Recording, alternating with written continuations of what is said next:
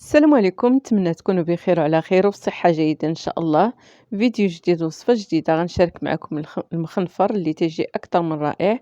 غنرافقه بالعسل الحر اللي تيجي أكثر من رائع. نتمنى حتى نتوما ينال الإعجاب ديالكم وتجربوه الفطور أو الكوتي وبالصحة والراحة، ونرافقه مع واحد البراد ديال اتاي مشحر، ونتمنى ينال الإعجاب ديالكم. عجبتكم الوصفة ما تبخلوش عليا بلايك والبارطاج مع الأحباب والأصدقاء فضلا وليس أمرا. وإلا كنتوا أول مرة تشوفوا القناة ما تنساوش الانضمام مع تفعيل الجرس باش يوصلكم ديما كل جديد.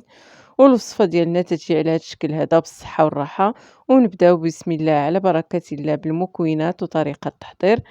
بالنسبة للمكونات اللي غادي نحتاجو فيهم 2 كيسان ديال الدقيق الفينو. هنايا الفينو عندي 2 كيسان، نفس الكاس اللي عبرت به الفينو غادي نعبر به الدقيق الأبيض الخاص بالحلويات، كاس ديال هذا ديال الفورس. وإلا بغيتو كمية كتيرة، المهم هاد الكمية اللي عطات ليا راه غتتخرج لكم من 11 حتى ل12 خبيزة متوسطة.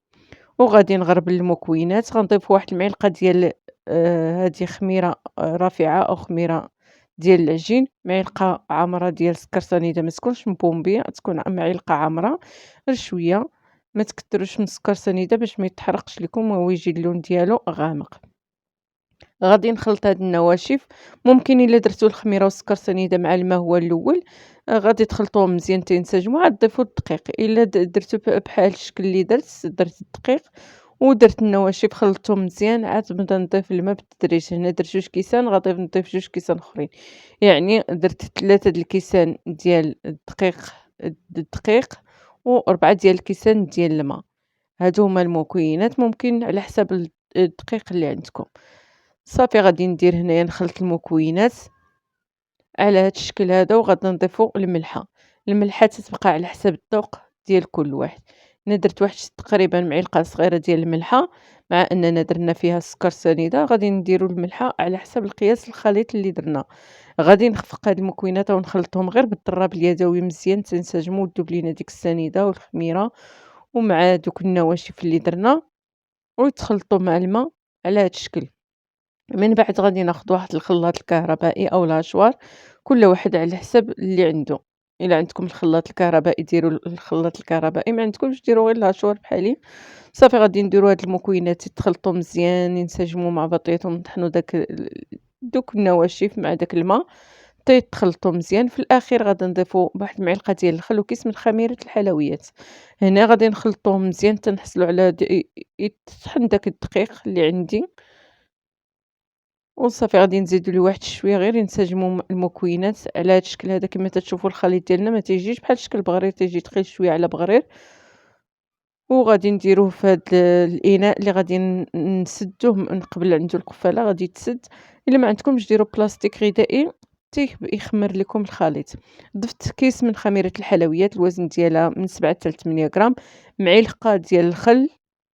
هاد المعلقة راه واخا تيبان لكم راه صغار شوية، ماشي دوك الكبار اللي فيهم 25 غرام.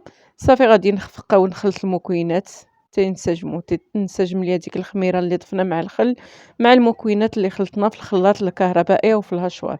غادي نخلطو مزيان ونخلي واحد المدة تيبدا يخمر ليا من 15 حتى ل20 دقيقة على حسب الجو. إلا عندكم سخون أو إلا كان الجو بارد، راه الكمية ديال الخميرة تتبقى على حسب الجو اللي عندكم.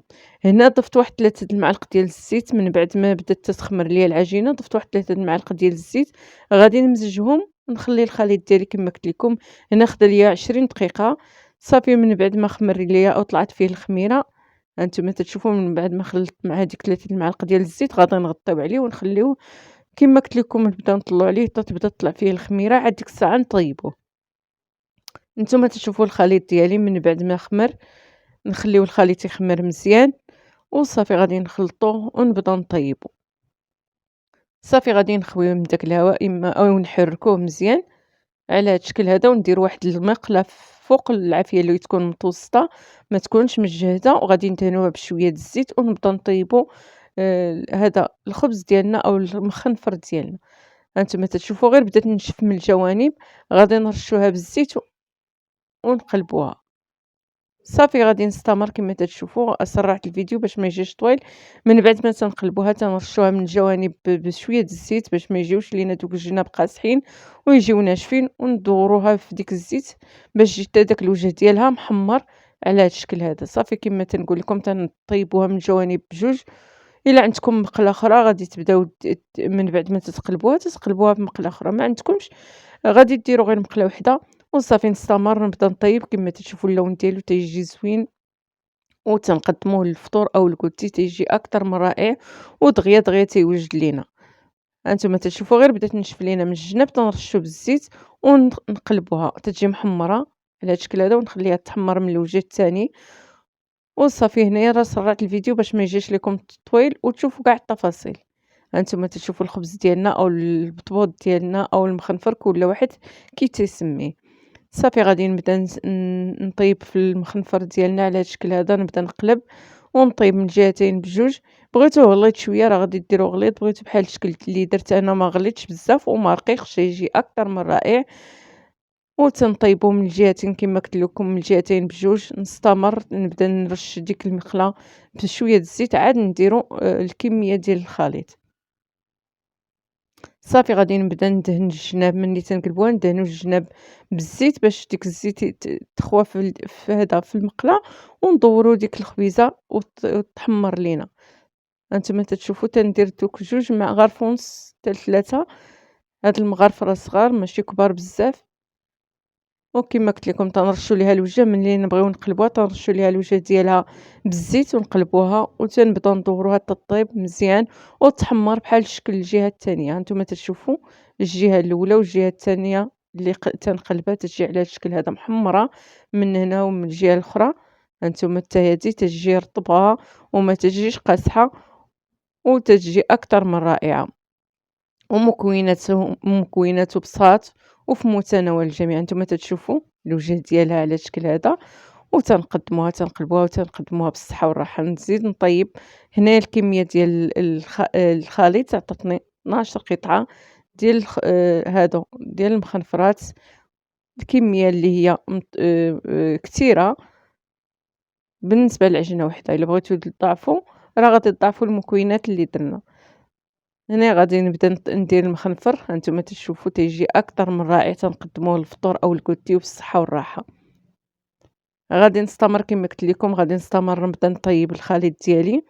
غير تنشوفوها تطيب من الجناب تنرشوا بواحد الفرشاه او غير بمعلقه، ممكن تستعملوا غير المعلقه وترشوها بديك الزيت وتقلبوها. صافي تنقلبوها نتوما تشوفوا تحمرات وغادي نحمروها من الوجه الثاني او الوجه الاخر. وإلا كاين الزوائد تنحيدو دوك الزوائد ديال الخليط. إلا شفنا الزوائد من هذا من الجناب تنحيدوهم. صافي غادي نرشو الجناب ونبداو ندوروها بالزيت باش تجي لينا محمره ورطبه ما تجيش قاصحه ويجيو الجناب قاصحين. كما تشوفوا الوجه ديالها راه تجي اكثر من رائعه. نستمر تنكمل الكميه اللي عندي ديال الخليط. هانتوما تشوفوا اخر وحده هي هذه غادي نكملو وصافي. نفس الشيء اللي درنا به الاولى غادي نديرو به حتى الاخير ديال العجين ديالي. صافي غادي كما قلت لكم غادي نبدا نرش دوك الجناب وندور الخبيزه ديالي او ندور المخنفره وتنقدموهم بالصحه والراحه. من بعد ما طيبت هذا المخنفر ديالي درته في صحن التقديم وتنقدموه بالصحه والراحه تيجي اكثر من رائع. غير جربوا لوليداتكم اللي مال الضيوف الفطور او الكوتي ونقدموه بالصحة والراحة مع الزبدة أو العسل أو اللي تتفضلوا مع أننا طيبناه بالزيت. أنا غنضيف ليه غير شوية د العسل وانتم على حسب الذوق ديالكم وعلى حسب الاختيار. تيجي رطب وتيجي أكثر من رائع محمر من الجهتين بجوج وبالصحة والراحة. نتوما تشوفوا الكمية اللي خرجت ليا راه 3 تقريبا ديال مخنفرات راه تكالوا قبل من هذا الشيء وبالصحة والراحة. وإلا عجبكم لا فيديو ما تنسونيش من لايك وبارطاج مع الأحباب والأصدقاء فضلا وليس أمرا. وإلا كنتوا أول مرة تشوفوا القناة ما تنسوش الانضمام مع تفعيل الجرس باش يوصلكم ديما كل جديد. الناس اللي انضموا جداد تنقول لكم مرحبا والف مرحبا. والمخنفر ديالنا تيجي على هذا الشكل هذا. ما تنسوش انكم تجربوه وتخليو ليا في التعاليق. وهنايا وصلنا لنهاية الفيديو، تنقول لكم شكرًا بزاف للمشاهدة ديالكم، شكرًا للدعم ديالكم المتواصل، وخليتكم على خير الفيديو جديد إن شاء الله بالصحة والراحة. وتنقدموا هذا المخنفر ديالنا بهذا الشكل هذا للفطور كما قلت لكم أول قلتي، ومع السلامة الفيديو جديد.